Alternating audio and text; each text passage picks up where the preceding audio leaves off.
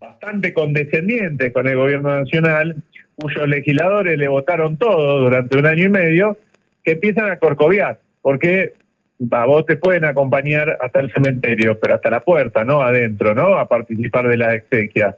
Entonces, en ese marco, se puede inscribir esta especie de giro del Congreso Nacional, donde lo que antes era muy difícil, que era establecer una mayoría sólida, consistente, que le tuerza el brazo al gobierno, que pare alguna de sus medidas y que impulse otras en sentido contrario. Bueno, algo de eso explica la sesión del otro día, ¿no? Bueno, se viene una nueva sesión allí en el Congreso, donde van a tratar el tema de ATN y algunos otros temas. Ahí leía una nota de La Nación y bueno, la pregunta es qué van a hacer aquellos gobernadores o bueno, el jefe de la ciudad, de gobierno de la Ciudad Autónoma de Buenos Aires, que están teniendo alianzas, ¿no?, con el gobierno. ¿Crees que van a empezar a ir en contra de sus propios dichos y de sus propios planteos, de los proyectos que habían hablado con otros gobernadores? Uno supone que sí, uno supone que los sectores de las políticas provinciales y de la Ciudad Autónoma de Buenos Aires que terminaron alianzándose con el gobierno nacional. Bueno, vos hablabas de la Ciudad Autónoma de Buenos Aires, podemos hablar también del radicalismo de Mendoza o el radicalismo de Chaco, que ya lo hizo antes. Uno cree que ahí hay un cierre que en el caso del gobierno nacional se explica en el intento de ampliar su base de sustentación legislativa. No, yo lo que creo que no se puede tapar el sol con las manos. Si hay algo que tiene este modelo que le propone Milei a los argentinos, es que es insostenible en el tiempo en términos sociales. No hay forma, y sobre todo por la tradición cultural de los argentinos, porque el presidente, si quiere, puede apurar de la idea, el concepto de justicia social, pero nuestra Constitución, en primer lugar, describe un Estado social de derecho, y en segundo lugar, nuestra cultura política, nuestra visión del mundo, más allá de ideológicamente en qué lugar estemos parados, incluye la idea del concepto de movilidad social ascendente como un valor a respetar, ¿no?, por parte de los gobernantes, aunque no siempre se cumpla, por supuesto, pero digo, son valores persistentes, como son valores persistentes la defensa de nuestros adultos mayores, nuestros viejos, nuestros jubilados. Fíjate vos que el gobierno de Macri, o Macri, durante su gobierno, ganó las elecciones intermedias por amplio margen, y 2 meses después empezó a retroceder en la opinión pública a partir de que quiso ir por la reforma previsional. Y en esa reforma previsional tuvo un triunfo pírrico en las bancas, adentro del Congreso, con la colaboración de distintos sectores colaboracionistas, valga la redundancia, pero perdió en la calle, enormes movilizaciones, y perdió en la opinión pública, ¿no? Hay cosas que para los argentinos no pueden, límites que no se pueden franquear. Y me parece que este gobierno empezó a franquear varios de ellos, ¿no? Está muy bueno esto que vos recordás de la época del gobierno de Macri. Bueno, Milei al menos parece estar anunciando que si gana va a ir justamente por esta reforma previsional, la reforma laboral, que implica la flexibilidad laboral. Ayer hablé con Alberto Samid. Bueno, él planteaba la preocupación por la pérdida de empleos. Vos por ahí que sos uno de los representantes de Santa Fe en el Congreso de la Nación, ¿cómo ha impactado el tema de la falta de empleo y también de los despidos en la provincia? ¿Ha tenido un fuerte impacto o se ha notado un poco menos por ahí que en lo que es la provincia de Buenos Aires? No, ha tenido un fuerte impacto. Santa Fe es una provincia dual, ¿no? Tiene una fuerte producción industrial y una fuerte producción primaria, ligado al complejo primario exportador, fundamentalmente, aunque no exclusivamente. En lo que refiere a la afectación a la industria es brutal, ¿no? Yo soy de Rosario, Ahí tenemos el cordón blanco de toda la zona sur de Rosario, que es donde se fabrican mayormente electrodomésticos. Está en crisis total. Todo el cordón industrial al norte de Rosario, también las petroquímicas, hay despidos. Las pymes están en una situación crítica. Desde que empezó a gobernar Milei han desaparecido más de 12.000 pymes en la Argentina. En ese marco, Santa Fe está siendo muy afectada. E incluso la producción primaria, que por esto de que no está tan atada al mercado interno y está más atada a las exportaciones, el precio de los commodities. Bueno, algunos de esos commodities han bajado sustancialmente los precios internacionales, pero además no hay un plan productivo por parte del gobierno nacional, ¿no? Solo hay manoteo, recursos a través de las retenciones, pero sin un plan productivo que establezca medidas estratégicas para tal o cual sector, que vamos a apuntalar o acompañar a tal otro, etcétera. No hay plan, no hay planificación por parte de este gobierno. Este es un gobierno que tiene dos objetivos: reprimarizar la economía argentina y extranjerizar lo más posible nuestros recursos estratégicos, ya extranjerizados en gran parte, ¿no? Pero llevarnos a un escenario de esas características. Es el gobierno del capital financiero internacional, de las transnacionales interesadas en nuestros recursos estratégicos, y no hay nada, no hay mucho más para el resto de nuestra comunidad nacional. Para el resto de los argentinos no hay nada, ni siquiera, digo, necesariamente para muchos sectores de lo que se conoce como el círculo rojo, que ven una oportunidad en este proyecto para ir llevándose, para caranchear y llevarse algo, no sé, la reforma laboral, por ejemplo, pero que no se abrazan al proyecto entero. Cuando fue la discusión de la ley base, si vos te fijás, la única cámara empresaria realmente existente que fue a defender no toda la ley, sino una parte de la ley, que era la reforma laboral, fue la UIA.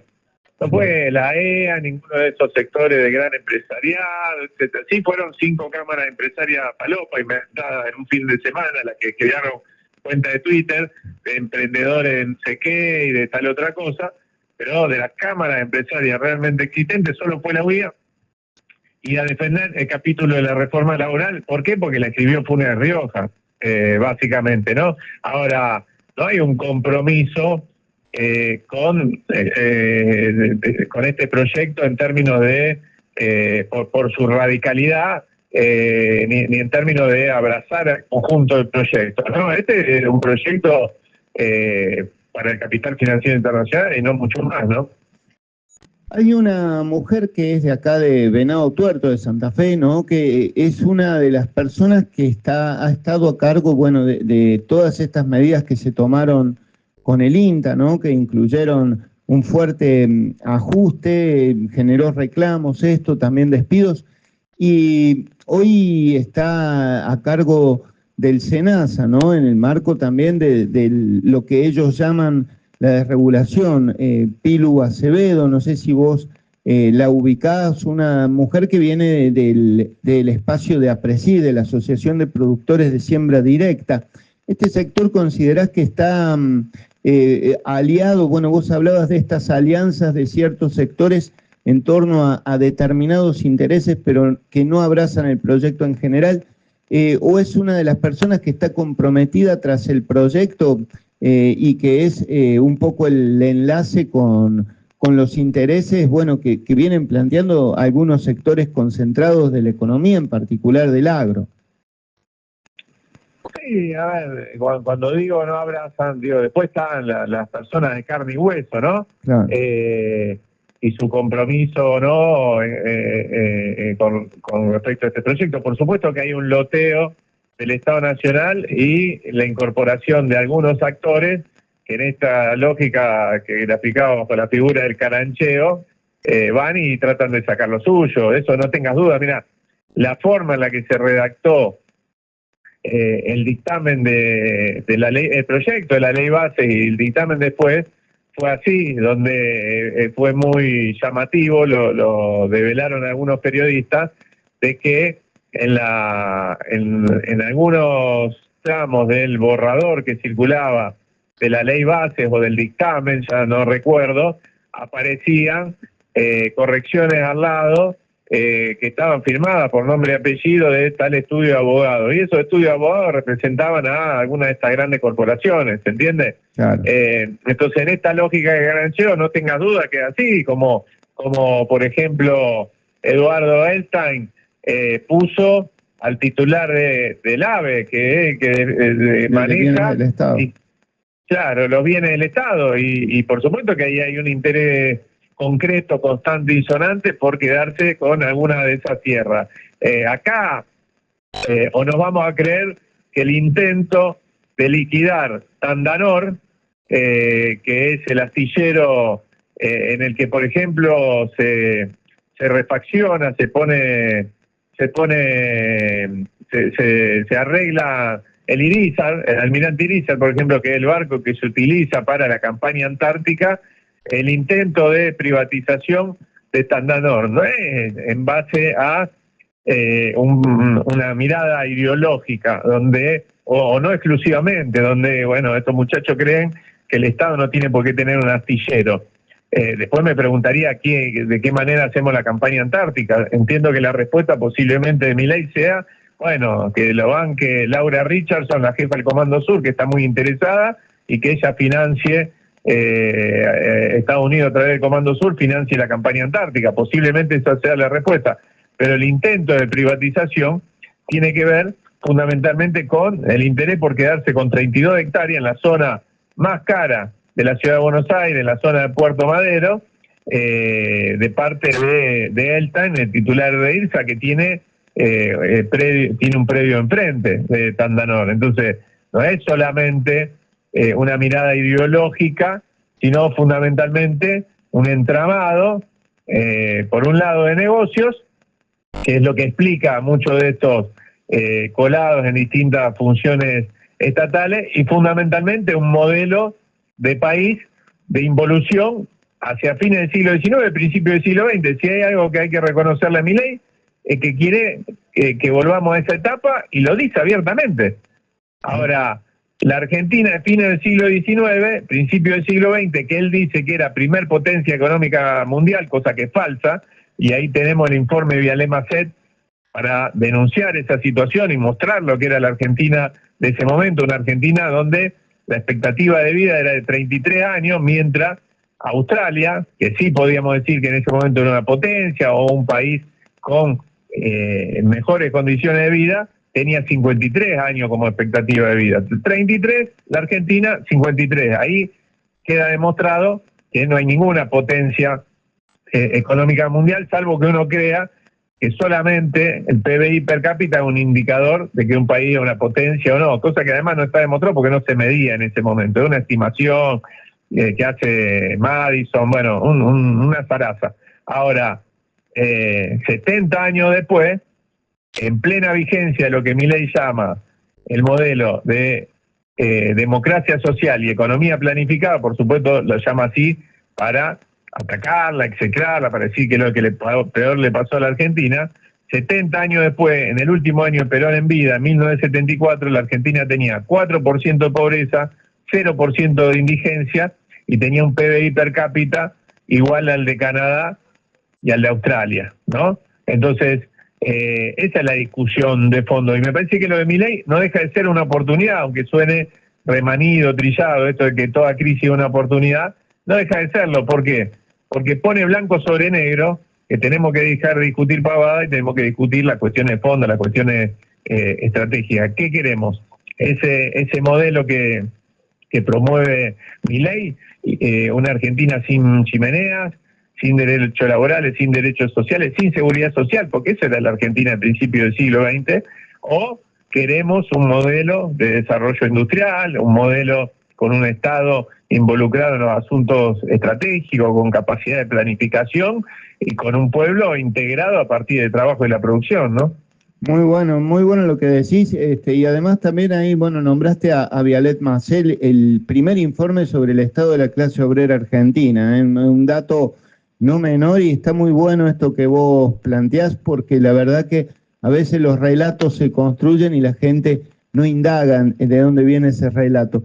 Te cambio de tema, te hago una pregunta para conocer un poco tu opinión del el estado actual del peronismo en Santa Fe, cómo se prepara con vistas, bueno, a las próximas elecciones. Vi que has estado vos muy cercano a Juan Monteverde, que fue la gran sorpresa en la provincia, bueno, gran sorpresa, digo yo, para los medios, ¿no? Pero tuvo una gran elección hace, que fue un mes y algo, ¿no? Sí, la verdad que fue una gran alegría. No digo la culminación, porque la culminación está mucho más adelante. Es un capítulo más de una construcción que se viene dando hace tiempo.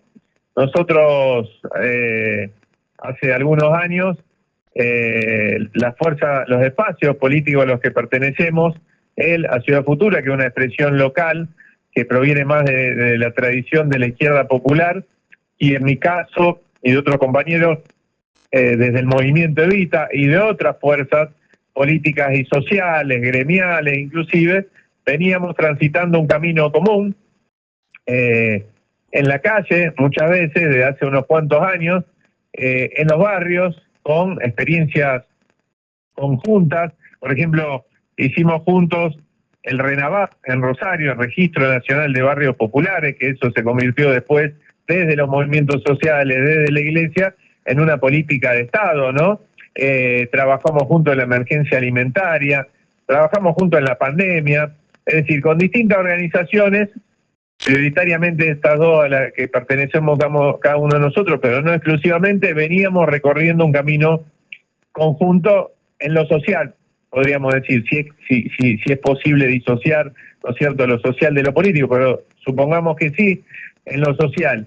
Pero cuando llegábamos al escenario electoral, terminábamos compitiendo, ¿no? Yo siempre lo grafico así. El sábado estábamos cavando zanja en un barrio juntos, y el domingo nos estábamos enfrentando en las urnas. Un dislate. Entonces, lo que empezamos a hacer es caminar la posibilidad de, más allá de los límites de partidarios orgánicos, poder construir una alternativa que nos permita dar la disputa, en este caso por Rosario. Y tuvo un capítulo hace 2 años, y ahora tuvo otro capítulo. Hace 2 años, digo, estuvimos a 1,5 puntos de ganar la ciudad de Rosario, ¿no? En una especie de virtual balotaje.